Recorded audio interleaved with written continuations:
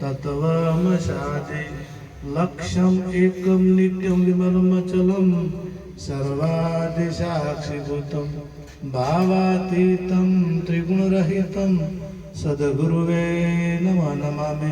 सद्गुरु महाराज no जय। परम पूज्य संत श्री बाबूराम महाराज नो जय। पूज्य सदाराम बापा नो जय। कृष्ण कन्हैया लाल की जय। खूब खूब धन्यवाद। આજે મોટા જામપુર મુકામે પરમ પૂજ્ય સંત શ્રી બાબુરામ બાપુની આ પુણ્યતિથિ નિમિત્તે એમના પરિવાર તથા એમના પુત્ર પ્રેમશંકરભાઈ તથા તમામ પરિવારજનોએ મળી અને સુંદર જ્ઞાન યજ્ઞનું આયોજન કર્યું અને એમાં પધારેલા સંત મહાપુરુષો મારે વાયડ નિવાસી પૂજ્ય નારાયણરામ મહારાજ, પૂજ્ય ભેમજીરામ મહારાજ તથા ડીસા નિવાસી વિનોરામ મહારાજ તથા ચરડોસર નિવાસી અગરદાસ મહારાજ, ગેમરદાસ મહારાજ, એમના મોટા ભાઈ અગરદાસ સંત થઈ ગયા એટલે કાયમી મારા હૃદયમાં રહેતા એટલે એમનું નામ યાદ આવી ગયું. પૂજ્ય ચેલદાસ મહારાજ તથા પૂજ્ય વેલદાસ મહારાજ રાનેર નિવાસી તથા સમગ્ર પ્રેમી ભક્તો અમારે જે સંચાલન કરી રહ્યા છે બાબુરામ બાપુના મુખ્ય શિષ્ય શાંતિભાઈ એમના મુખ્ય શિષ્ય હતા જૂના ડીસામાં મેન શાંતિભાઈ અને અમારા ગુરુ બંધુ હતા બાબુરામ બાપુ અમારા ગુરુ બંધુ ગુરુભાઈ હતા અમે એટલે જૂના ડીસામાં ભોયણમાં એમના બધું બહુ શિષ્યો અને બહુ લોકો એમને ચાહતા હતા પણ પાછળથી અહીંયા આવ્યા ને કે ત્યાં એમનું ખૂબ માન હતું, ખૂબ મર્યાદા હતી, ખૂબ પ્રેમ હતો એટલે એવા મહાપુરુષને તાળીઓથી વધાવો બધાય. ગીતામાં ભગવાને કીધું કે વૈસાંસી જીર્ણાની યથા વિહાય નવાની ગૃહણોથી નરો પરાણી તથા શરીરાણી વિહાય જીર્ણોન્યન્યની સંન્યાજી નવાની દેહી. કહેવાનો ભાવ એમ થાય છે કે આ શરીર છે એ પડી જાય છે, શરીર રહેતું નથી પરંતુ જે આત્મા છે એને કોઈ થતું નથી. આ શરીર વસ્ત્રો બદલા, શરીર એક વસ્ત્ર છે. એ વસ્ત્રો જેમ આપણે કપડું જૂનું થાય તો એ કપડું આપણે જૂનું થાય એટલે એને ઉતારી દઈને નવું કપડું પહેરીએ છીએ એમ આત્મા છે એ આ શરીર એક વસ્ત્ર છે અને આ શરીર વસ્ત્ર જૂનું થાય એટલે એ વસ્ત્ર ઉતારી અને બીજું વસ્ત્ર પહેરે છે. ગીતાનો કહેવાનો ભાવ આ છે. શ્રી કૃષ્ણ પરમાત્મા અર્જુનજીને સમજાવે છે કે આ જે આત્મા છે મરતો નથી, ન જાયતે ન મ્રિયતે ન ભૂત્વા ભૂયઃ અજો નિત્ય શાશ્વતો પુરાણો ન હન્યતે અન્યમાને શરીરે. એ આવતો નહીં, એ કે જતો નહીં, એ ભૂતકાળ, ભવિષ્યકાળ અને વર્તમાન કાળ એ ત્રણ કાળમાં જેમ છે તેમનો તેમ રહેશે.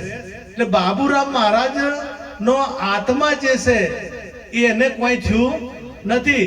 એ મરે હોય નહીં કે જન્મે હોય નથી, આવે હોય નથી કે જાય હોય નથી, પરંતુ એ આપણને આપણી દ્રષ્ટિ નથી એટલે આપણને દેખાતા નથી. શરીર હતું એ દેખાતું હતું. લોકો જગત, આખું જગત ઘાટ ઉપર મોયેલું છે. આપણે દાગીનો લેવા છે ને તો એ ઘાટ પહેલો જુઓ, આમ કિંમત હોનાની આપે છે, ઘાટની કિંમત કોઈ આપતું નથી. કિંમત સોનાની હોય છે, ઘાટની કિંમત હોતી નથી, પરંતુ જગત ઘાટ ઉપર મોયું છે. પણ મૂળ વસ્તુ જેનાથી આ ચાલે છે એ આત્મા છે. હવે આત્મા જો ના હોય તો ઘાટ કઈ કરી ના શકે અને ઘાટ ના હોય તો આત્મા કઈ ના કરી શકે. આ ગોળો હોય અને લાઈટ ના હોય તો ગોળો કામ ના કરી શકે, અને લાઈટ હોય ને ગોળો ના હોય તો એ લાઈટ કોઈ કરી શકે નહીં. એટલે બેનું સમન્વય થાય, તારે કાર્ય થાય, બેનું સમન્વય થાય તો જ કાર્ય થાય, એ સિવાય કાર્ય થાય નહીં. એટલે આ જે પંચ તત્વનું જે પૂતળું હતું એ પૂતળામાં આત્મા ને પ્રગટ્ય થયો એટલે એનું પ્રાગટ્ય થયું. હવે એમાં જો કદાચ મનુષ્ય એસી કરણી કરે તો નરમાંથી નારાયણ થઈ શકે છે. તમારા હાથની વાત છે, તમારે કેવું થવું, તમારે શું પહેરવું, શું બોલવું, શું ખાવું, ક્યાં જવું, કઈ જગ્યાએ રહેવું એ તમારા હાથની વાત છે. તમને પરમાત્માએ સ્વતંત્ર બનાયા છે, પશુઓને સ્વતંત્ર નહીં બનાયા.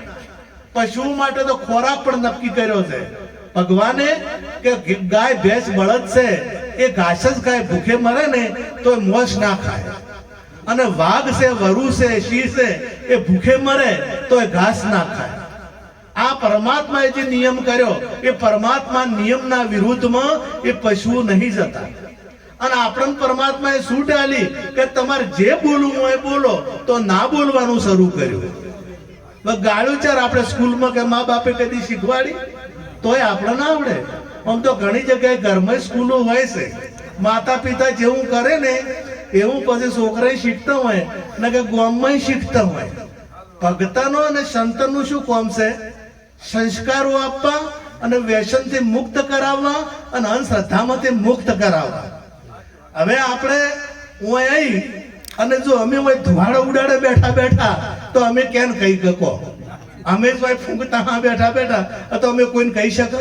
પેલું અમારે ચોખ્ખું થવું પડે, પછી તમને કહી શકે ને કે તમને કહી શકે નહીં. એટલે પહેલેથી આપણા ઘરમાં જો આપણે વ્યસન ના કરતા હોઈએ તો આપણે બાળકોને શીખવાડે કે ના શીખવાડી શકે?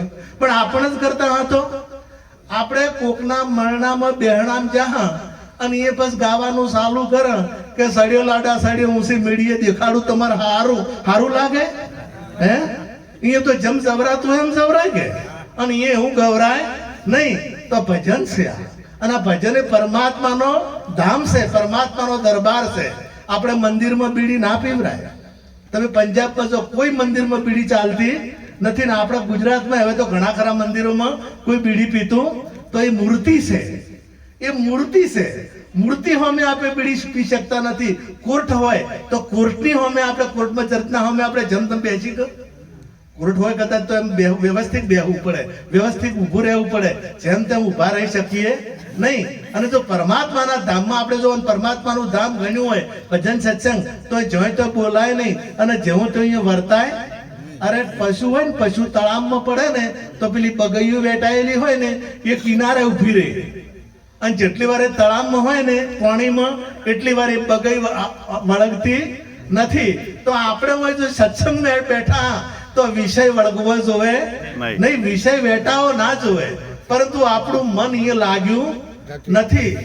એક ડોશીમાએ એક ઊંટ પાળ્યું, ઊંટનું બચ્ચું નાનું લાવ્યું, ઘરમાં લઈ ગયો અને કચ્છી ઘરમાં તું બહાર જ ના કાઢે અને ઘરમાં મોટું કર્યું.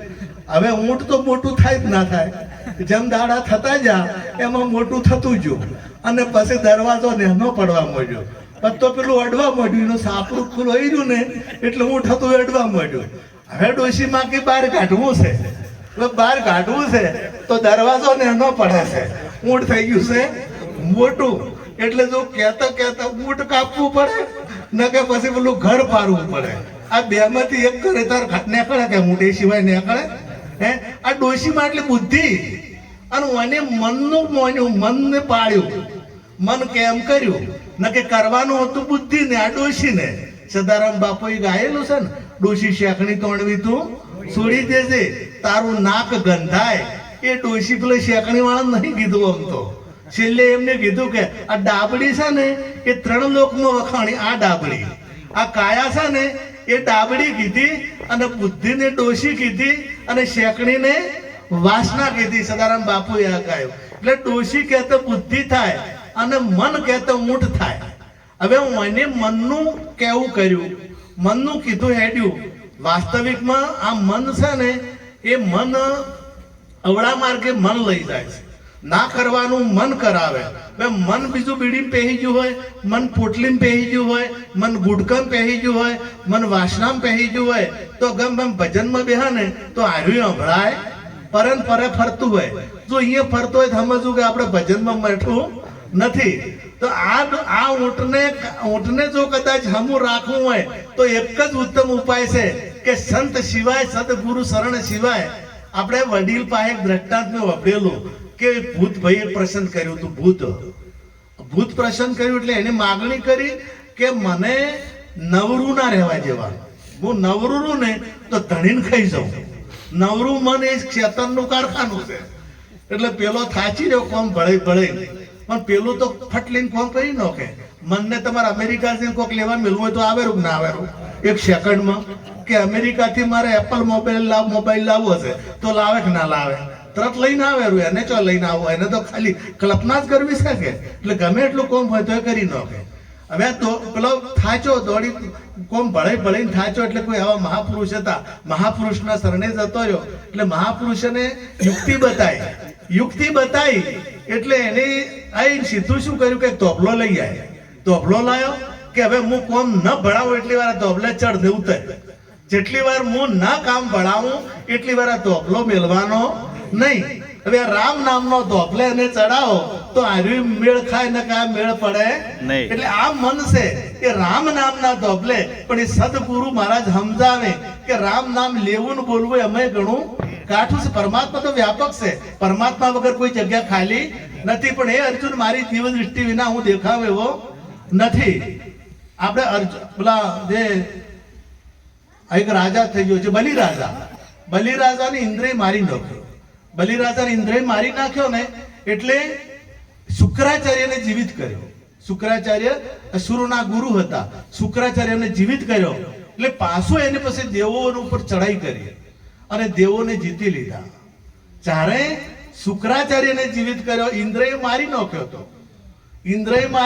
હતો, પરંતુ શુક્રાચાર્ય સદગુરુ મળ્યા એટલે સદગુરુ એને જીવિત કર્યો અને જીવિત કર્યા પછી એને દેવલોક ઉપર ચડાઈ કરી અને તમામ દેવોને જીતી લીધા.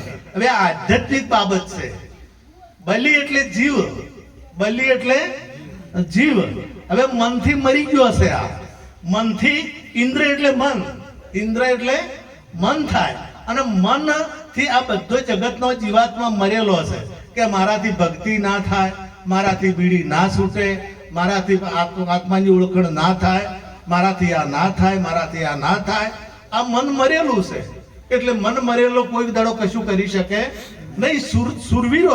સુરવીર હોય જે આગળ વધી શકે, સુરવીર સિવાય કોઈ દાડો આગળ વધી શકે નહીં. એટલે સદગુરુ મળ્યા અને શુક્રાચાર્ય મળ્યા અને શુક્રાચાર્ય એનામાં જ્ઞાન ભર્યું અને ઉદાસ કર્યો અને એને ફેર જીવિત કર્યો એટલે સુરવીર બનાવ્યો અને એને દેવો ઉપર ચડાઈ કરી અને દેવોને જીતી લીધા. એટલે તમારી આ 10 ઇન્દ્રિયો છે ને, 10 ઇન્દ્રિયો એ એક ઇન્દ્રિય એક દેવ બેઠેલું છે. આ દેવો એ ઇન્દ્રિયોના તમે ભાળતા નહીં, આમ તો તમે ચાલતા નથી, તમે બોલી શકતા નથી, તમે સાંભળી શકતા નથી.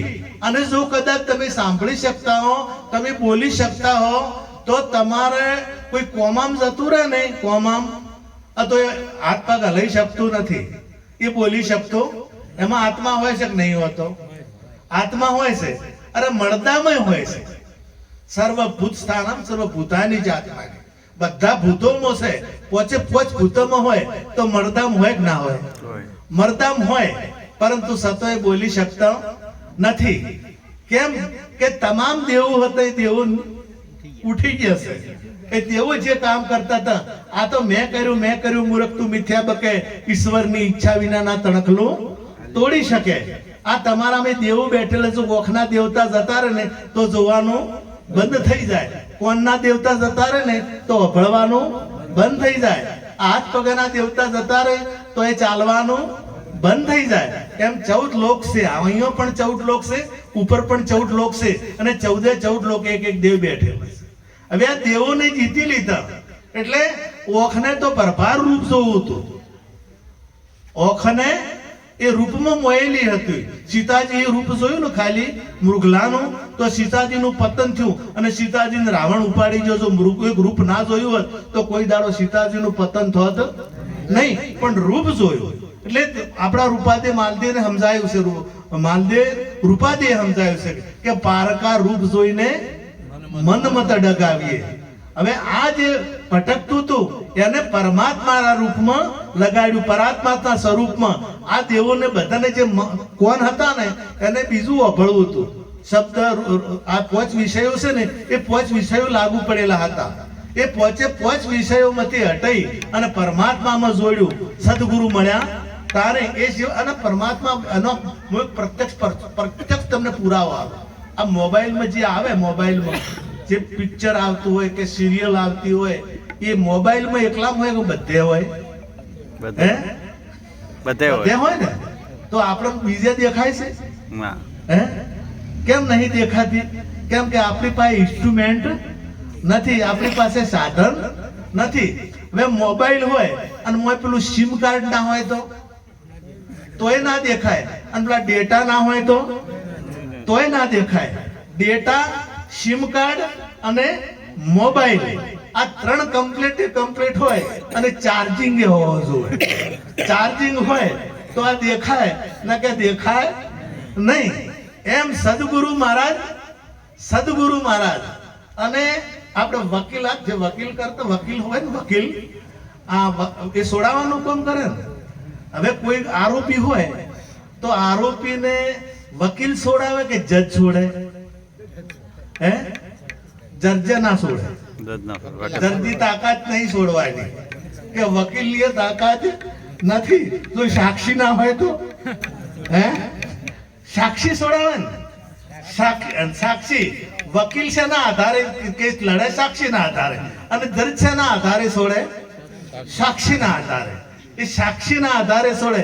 એ ત્રણ હોય તારે ને, સાક્ષી, વકીલ ને જજ, આ ત્રણ હોય.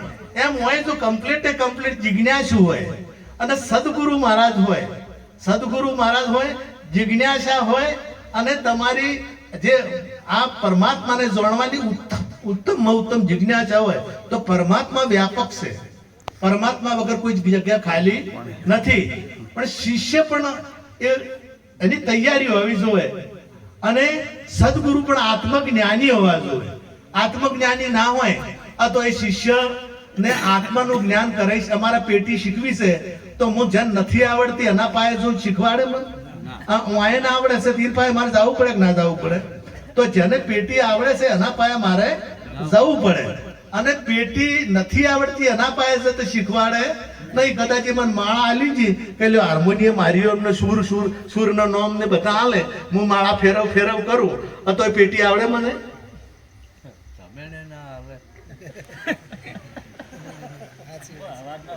કદાચ ગમે એટલી મોટી માળા લાવું અને આરે બધા સુર નો મને લખીને આલે અને હું એ માળા લઈ અને બેસીશું તો પેટી આવડે? આ તો હવે પેટી માળાથી નથી આવડતી તો ભગવાન છે ને ઓળખાય. જો પેટી માળાથી ના આવડતી હોય એક સમજવા જેવી વાત છે. પેટી માળા ફેરવવાથી નથી શીખાતી તો પરમાત્મા માળા ફેરવવાથી ના સમજાય. માળા તો કર્મે ફિરે, જીભ ફિરે મુખ માહી, મનવા તો 10 ફિરે એ સુમરણ નાહી. માળા ફેરત યુગ ગયા પાયા ન મનકા ભેદ, તનકા મણકા ડારી જન મનકા ફેર. કે મનનો મણકો ફરે અને મન જો તન, મન અને ધન, આ ત્રણ વસ્તુ સદગુરુ મહારાજના અર્પણ થાય તો આ પરમાત્માનું પ્રાગટ્ય થાય. અને આ જગ્યાએ થાય એટલે ગોતવા જવા પડે નહીં. તમારે બોર કરવો હશે તો બીજે જવું પડે. કોનું કરો તોય થાય. કોણી આપણે તો બધે છે. તમે ઓબલુનમાં કરો તોય થાય, અને મોટા જોમપુરમાં કરો તોય થાય, અને થરામ જઈને કરો તોય થાય. પાણી બધી જગ્યાએ છે એટલે ગમે તેવો બોર કરો તો થાય. જેમ આ બધી જગ્યાએ જે મોબાઈલમાં જે ચિત્ર આવે છે એ ચિત્ર દેખાતું નથી. એનું કારણ આપણી પાસે સાધન નથી. એમ ગીતામાં ભગવાને કીધું કે દિવ્ય દ્રષ્ટિ વિના હું દેખાવ એવો નથી. મારી દિવ્ય દ્રષ્ટિ વગર હું દેખાવ એવો નથી. આપણે ઉર્દુ લખીને કોક હોમે કરે ઉર્દુ, તો આપણને ઉર્દુ આવડે? હવે લખેલું તો હાસું છે ને, પણ આપણને શું લાગે? આપણને લીટો લાગે, આપણને અક્ષર દેખાય નહીં. આ તમિલ બાજુનું ને જે કેરલા બાજુની ભાષા હોય તો આપણને તો જેમ જલેબી ના ઘૂંસણા હોય ને એવું દેખાય, અક્ષર દેખાય નહીં. કારણ કે આપણી પાસે અનુભવ નથી. પણ એ ભણીએ તો પછી અક્ષર દેખાય કે ના દેખાય? એમ સદગુરુ મહારાજના ચરણે જઈ અને આ દિવ્ય દ્રષ્ટિ મળે. ગીતામાં ભગવાને કીધું તત્વિદ પ્રણિપાતેન પરિપ્રશ્નેન સેવ્યા ઉપદેક્ષેન ચિતે જ્ઞાનમ જ્ઞાનીન તત્વદર્શિનમ. એ અર્જુન, તું તત્વજ્ઞાની પુરુષની પાસે જા. આત્માની ઓળખાણ જેને કરી હોય એની પાસે તું જા તો એ તને આત્માની ઓળખાણ કરાવશે. અને ભજનમાં કહ્યું કે આત્માને ઓળખ્યા વિના લખ 84 નહીં માટે, ભ્રમણાન ભાગ્યા વિના ભવના ફેરા નહીં માટે. એટલા માટે સદગુરુ મહારાજની જરૂર પડે છે. અને જે વ્યાપક પરમ તત્વ છે એ તમારે ક્યાં શોધવા જવું પડતું નથી. એ તમામ જગ્યાએ છે. પરંતુ આપણને સંગ બીજો થયો છે. એક દ્રષ્ટાંત વાપરેલો કોઈ કલાકાર પાસે કે એક ભાઈને કોઈ કર્મ પૂર્ણ કરીને આવેલો હતો, નરકમાં લઈ ગયા એટલે સગડી હતી લોખંડની, એને હળગતી હતી અને હળગતી સગડી ઉપર એને બેહાર્યો. એટલે બીજો તે પેલા જે એમના દૂતો હતા ને વારંવાર જોઈ આવે કે પેલાને ચમશે, એટલે બારીમ થઈને જોયું કે ભાઈ તારે આમ જોયું ને તો મોય બેઠો બેઠો એ બીડી પીતો હતો, મોય પેલા સગડી ઉપર અને પૂછું એને કે તારે ચમશે કે ઘરના કરતા હારું,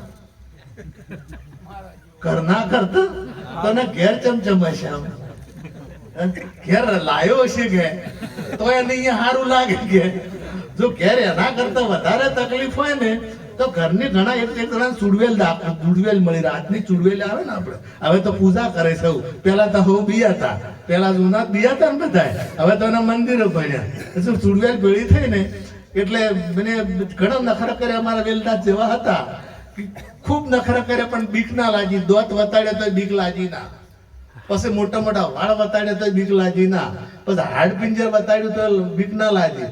એટલે ચૂડેલે કીધું કે ભાઈ તમને બીક નહીં લાગતી કે ના હું પરણી લો છો કે પરણી લો ને એને શું લાગે વળગે કે તું ઉઘાડા અંબોડે બીવરાવે છે અને ઘેર કે ઓઢીને મને બીવરાવે છે, એટલે હવે તારી બીક લાગે એમ નથી. આ કોઈ વ્યક્તિની હું વાત કરતો નથી, કોઈ સ્ત્રીની વાત હું કરતો નથી, પણ જે માયામાં રંગાઈ ગયા છે ને, માયામાં રંગાઈ જશે. માયા ત્રણ, વિસંડી ને સર્પિણી બે પ્રકારની માયા હોય, બે પ્રકારની. વિષણ છે ને, વિષણ એરી એના બચ્ચાને એનું શરીર આપી દે, એનું શરીર ખવડાવી દે અને બચ્ચું મોટું કરે, અને સર્પિણ છે ને નાગણી એના એડા ખાઈ જાય અને એડાને એના શરીરને પોષણ આપે. એમ આ માયા જો તમને આવડે તો તારવા વાળી છે, ડૂબાડવા વાળી નથી. ને આ કોઈ નળી, આ માયા જ છે. આ કેમ નળી કો? આ જો હમાનારો જ નડે.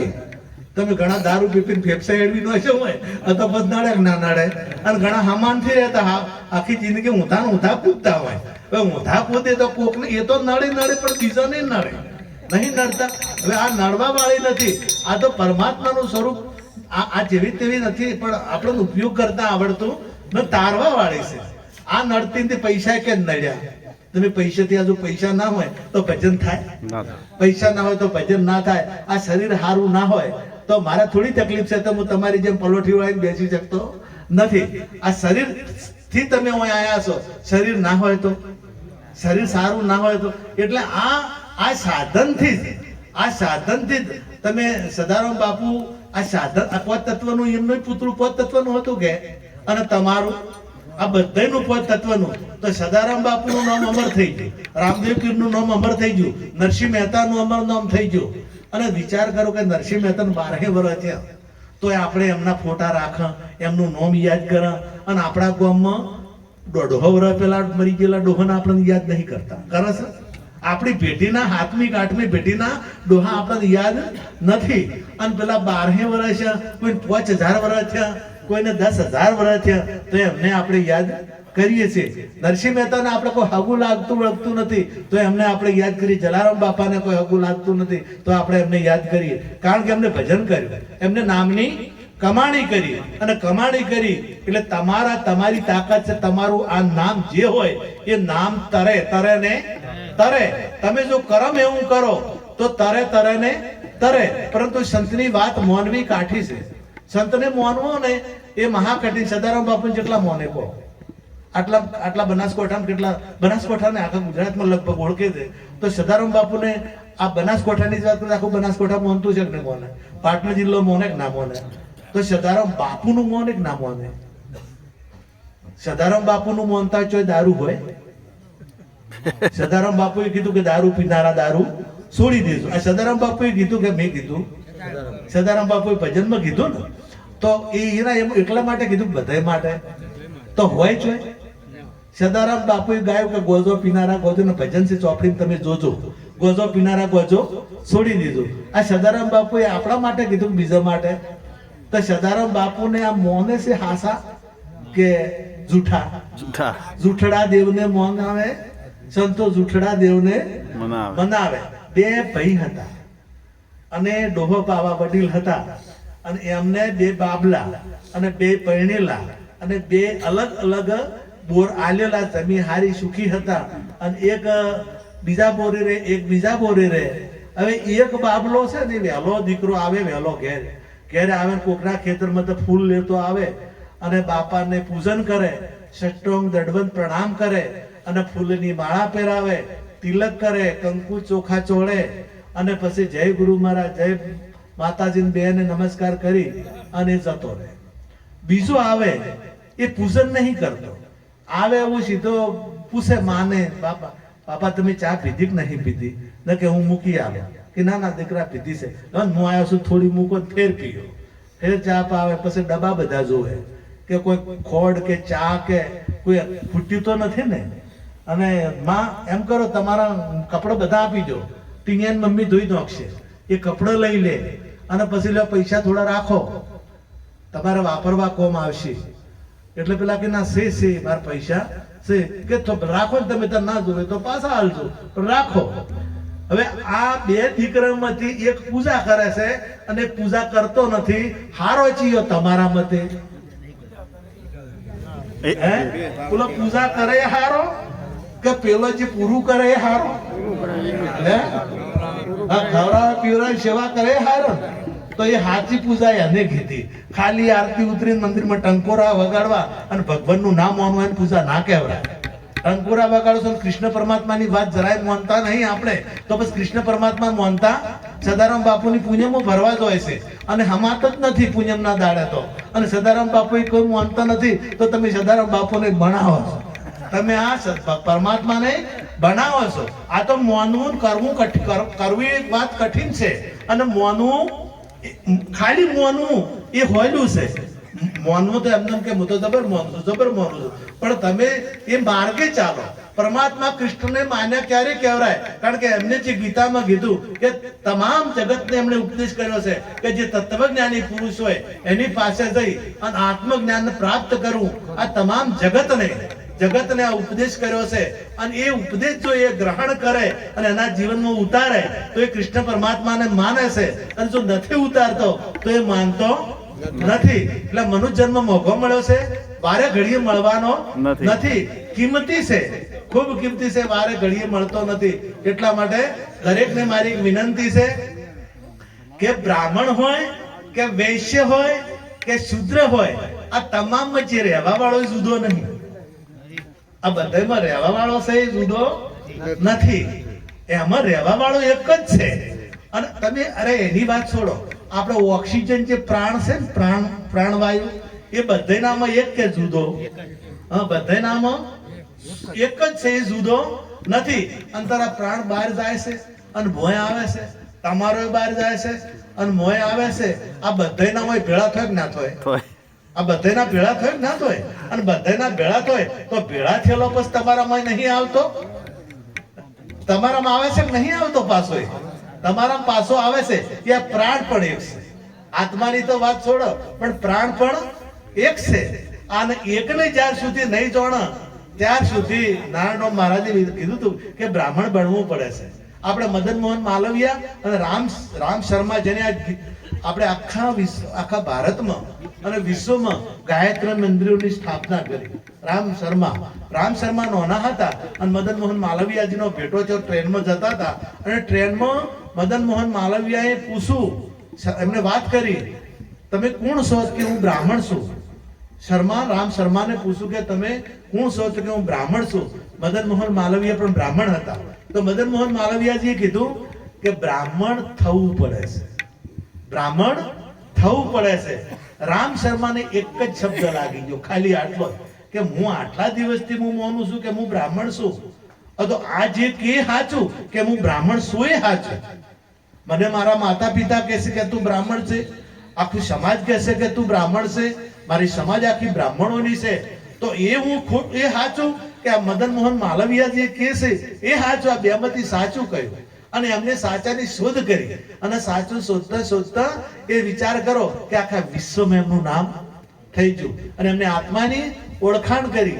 જે બ્રહ્મ ચીન્યા છો બ્રાહ્મણા, નરસિંહ મહેતાએ વાત કરી છે, બ્રહ્મ ચીન્યા છો બ્રાહ્મણા. અને એ વાત એમને એ ચીન્યો અને એ માર્ગે ચાલ્યા. એ માર્ગે ચાલી અને આખા જગતને ઉજાગર કરવાનું જ્ઞાન ગાયત્રીનો અર્થ વાણી જ થાય. ગાયત્રીનો અર્થ વાણી થાય. અને એ વાણી દ્વારા વાણી એ અલગ અલગ પ્રકારની હોય છે, ઉત્તમ, મધ્યમ અને કનિષ્ઠ. જો કદાચ મૂર્ખો બોલતો હોય ને, મૂર્ખો, અથવા તમને અહું લાગે, અને જો કદાચ એ વાણીનો ઉપયોગ કરીએ ને તો આ બધા ઊભા થઈ જાય. પેલી કટુ વચન જે કે ખરાબ ગાલીઓ બોલતા હોય છે, હવે એ વાણી તો છે જ કે, પણ એનો જો ઉપયોગ કરતા ના આવડે, એટલે વાણી તમારી કાયમ મેઠી રાખો. આવું સંતોએ જો કદાચ વધળીનાનો વધળા એક શબ્દ જ બોલ્યા છે ને, વધળાના દુર્યોધન બોલ્યો છે ને, અંધીના અંધેના, દ્રૌપદીને કીધું છે, દ્રૌપદી બોલે તો દુર્યોધનને કીધું છે. દ્રૌપદીએ દુર્યોધનને કીધું કે અંધાના અંધા, એક શબ્દ લાગુ પડ્યો છે. એમ આપણી વાણી જો મેઠી હોય તો ગમે તેને ભાવે ને ભાવે. તમામ સંતો પધારેલા છે અને હજી ગાવાવાળા પણ બાકી છે, એટલે હું આટલું બોલી અને મારી વાણીને વિરામ આપું. સદગુરુ મહારાજ કૃષ્ણ કનૈયા.